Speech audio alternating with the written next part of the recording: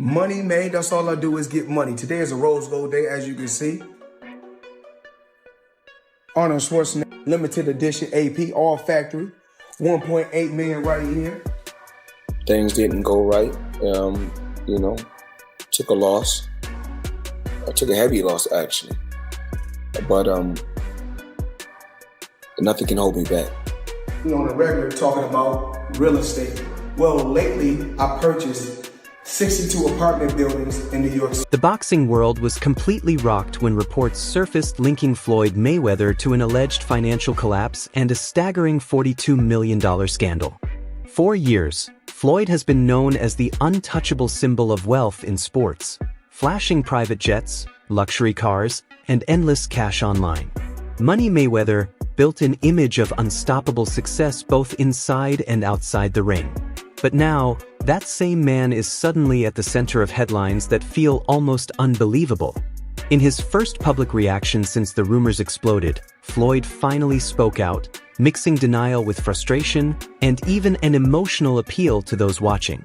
Instead of clearing things up, his response only made the situation feel even more mysterious. How could one of the richest athletes ever end up tied to something this massive? Into my lifestyle, showing the people how I live. Now, I know you guys see me on the regular talking about real estate. Well, lately, I purchased 62 apartment buildings in New York City. And what I need you guys to do, slide over and check out the photos. It's not all 62 buildings, it's a few buildings, but guess what? All the buildings belong to me. I don't have no partners. And all the retail down low on my buildings all belong to me. Mayweather has recently tried to explain why he lives so loudly. According to him, the cars, jets, and extravagant displays aren't just about flexing, they're about motivation. Floyd insists he wants people from tough backgrounds to see that success is possible. He points to his own rise from nothing as proof that discipline and hustle can change anyone's life. One of the biggest examples he's used is his real estate claims. Floyd publicly announced that he purchased 62 apartment buildings in New York City, saying he owns them outright with no partners involved. The deal, valued at around $42 million, reportedly includes more than 1,000 affordable housing units in Upper Manhattan. Floyd even posted online declaring that every building, every retail space below them belongs to him, and that others can make the same power moves too. I'm really comfortable talking about money. A lot of people in the UK are not. So what are your beliefs around money? Just because I talk about money doesn't make me a bad person. I mean, I like to have the finer things in life. Money don't make me, I make money. I like to feed my family. We can't feed our family just saying I love you. Money is able to put us in a position so we can have the finer things in life. So we are able to travel over to the UK and experience and do different things. We're able to travel to Dubai and other countries and have fun and live life and experience different things. So when you're able to make a lot of money, you're able to do those certain things. And for those people that don't have any money, because life is all about having different experiences. As criticism has grown louder, Floyd has pushed back hard against the idea that his focus on money makes him a bad person. He argues that wealth is simply a tool, something that allows him to give his family a better life. Mayweather has said that talking about money doesn't define his character because money doesn't create him. He creates money. In his view, financial freedom means providing unforgettable experiences for his loved ones, travel, comfort, and opportunities that wouldn't otherwise exist. To Floyd, it's not just about luxury, it's about access and security. Dad going to prison, me just going to the Olympics by myself, 7 of us in a 1-bedroom. I said, you know what? I left school within 6 months. But behind the flashy image, Floyd has also shared painful truths about where he came from. He's spoken openly about growing up surrounded by hardship, his mother battling addiction, his father serving time in prison, and Floyd often feeling alone in the world. He's described moments like going to the Olympics without real support, and even leaving school because life became too heavy. That struggle, he says, is what forged his relentless drive. Floyd has always acknowledged that his relationship with his father was complicated, but rooted in discipline and belief. Even when the past was painful, it shaped the fighter and the man he became. Money Man is getting ready. Super Bowl weekend, Las Vegas. We had to get the ones. Make it rain. Yeah. I need everybody. Got girl collection, Thursday, Friday, Saturday, Sunday, the Super Bowl, or whoever win or lose, it don't matter. I need everybody there. Girl collection. Yeah.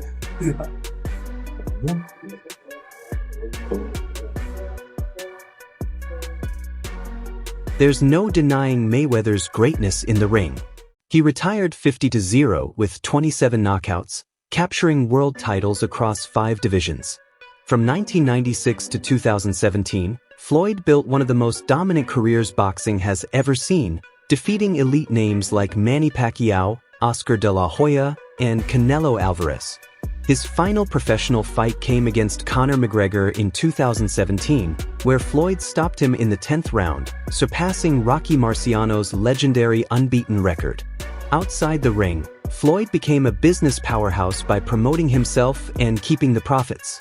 His father, Floyd Mayweather Sr., played a major role in shaping that defensive brilliance, teaching him the shoulder roll system and the mentality of avoiding unnecessary risks while staying ahead of everyone else. Hard as you can. You already thought about it. Hard as you can, Al. Yeah. Throw it again. Where you at? That defensive mindset became the foundation of Mayweather's entire legacy.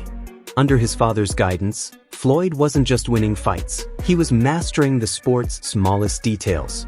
He turned boxing into an empire, building a brand worth billions and becoming the ultimate symbol of strategic dominance.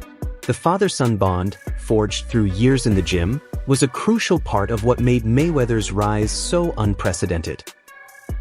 We had, at one time, we was coming up,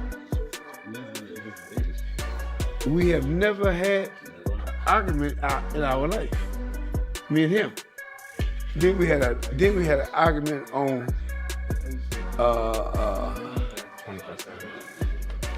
what was the name of it? HBO.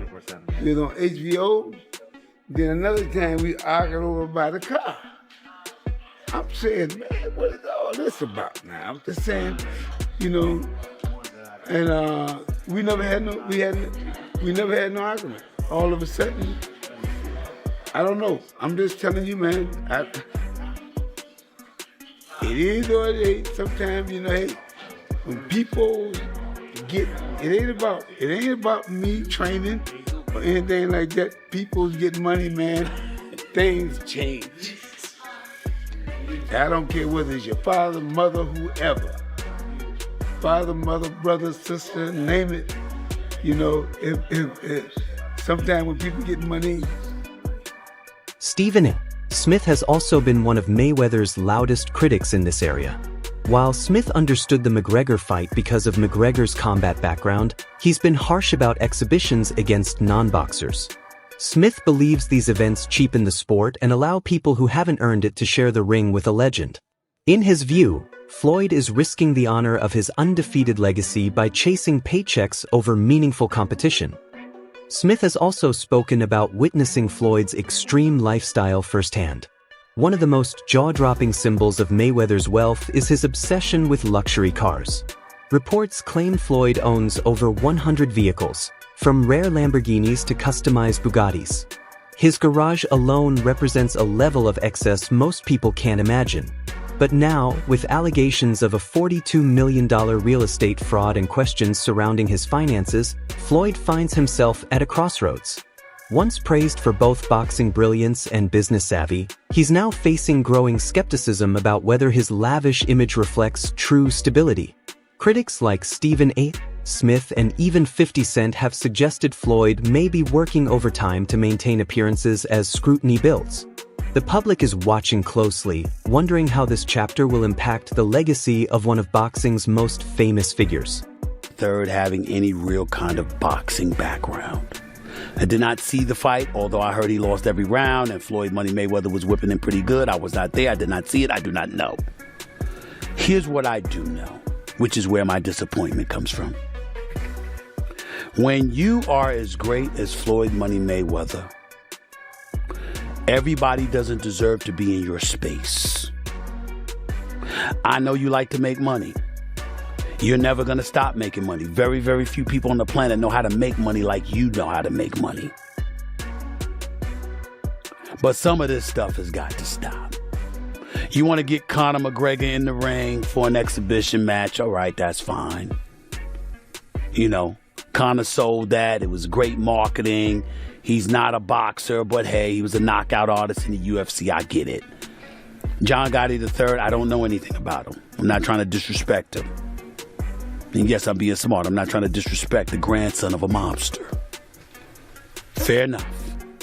But what I'm trying to say is this.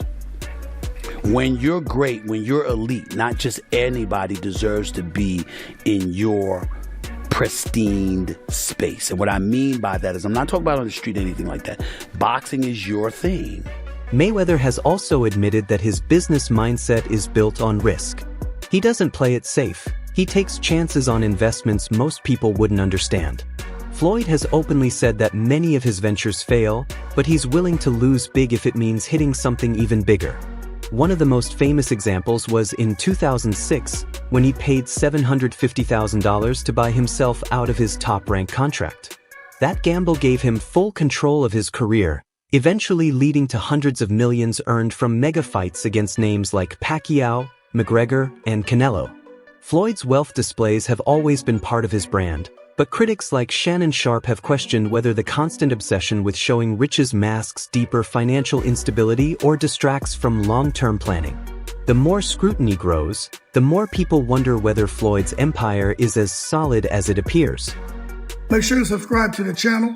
Who would have thought that the guy on the left would have taught his son on the right the exact same style, and that his son on the right would have gone all the way to being undefeated and made over $1 billion in boxing?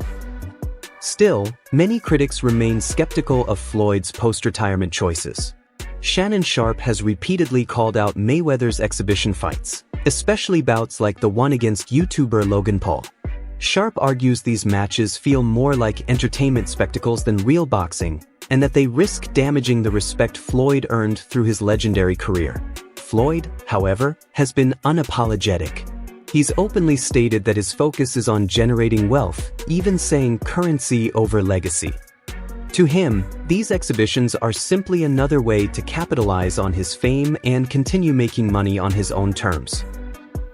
Does this man have no shame? No. Is he not easy money Mayweather now? Get that money. Yeah, get that money. He'll pick up either 15, 20 mil.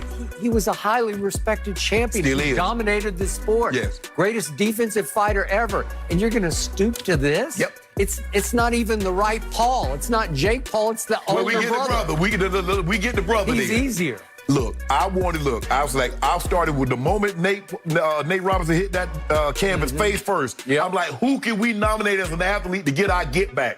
I looked at James Johnson. Okay, but it's not Jake. It's the older brother. I want somebody. Somebody? Brandon Marshall, our first things first, Brandon Marshall. Yep. But I'm gonna tell you who good with their hands and you might not know, Curtis Martin.